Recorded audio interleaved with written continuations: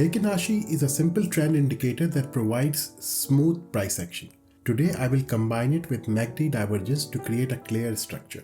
Together they can provide high probability setups. As usual, we will begin with establishing our primary trend. As this is a trend reversal or pullback setup, for a bullish structure I need to find a strong bearish trend preceding our setup.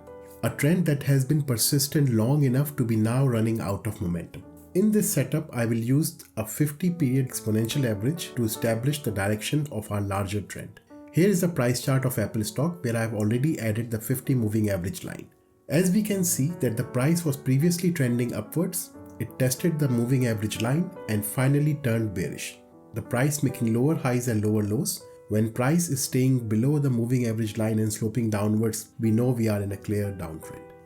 For our next step, we bring in the MACD. We are now looking to establish divergence. An indicator is said to be in divergence when the indicator does not follow the direction of price action. We are looking for classic bullish setup where price is making lower lows but MACD line is making higher lows.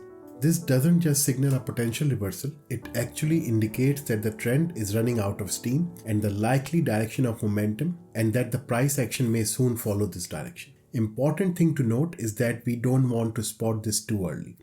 It works best when the downtrend is well established and has already had multiple attempts at pullback. The divergence tells us momentum is likely drying up. We will now switch our chart to Heikin Ashi candles to identify shift in trend. But first, a few basics about these candles.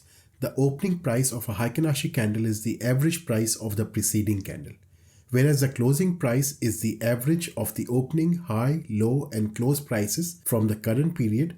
This gives us a cleaner view of the shift and the building momentum.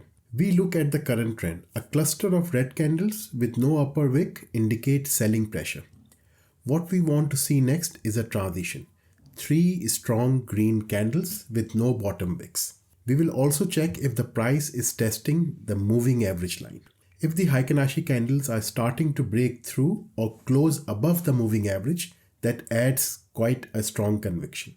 We now have MACD divergence, a Heikin Ashi signal, and a potential trend break above the moving average. I think that's quite enough confluence, so let's move on. For opening the trade, the target should be set at the open of the third green candle, provided it too has no lower wick. It is important to set stop loss for such trades, which can be set at swing low or trend low. For profit taking, a 2-to-1 risk to reward ratio is quite ideal, but depending on the risk appetite, it can even be 4-to-1 or 5-to-1 depending on how the swing is moving and how the trend is setting up. The key test is that price should not fall back, such that it looks like a false start. In case it does, the stop loss should come into action and should protect against the losses. At this point, there are 3 options to exit the trade. Either exit the trade when the profit objective has been met. Alternatively, the trade can stay open until Heikin Ashi shows an upward trend or stays in indecision zone but doesn't indicate reversal. Otherwise, the exit can be when the Heikin Ashi or price action breaks below the trend line or moving average. I hope this video was helpful. Check out the playlist in the description for more strategies like this.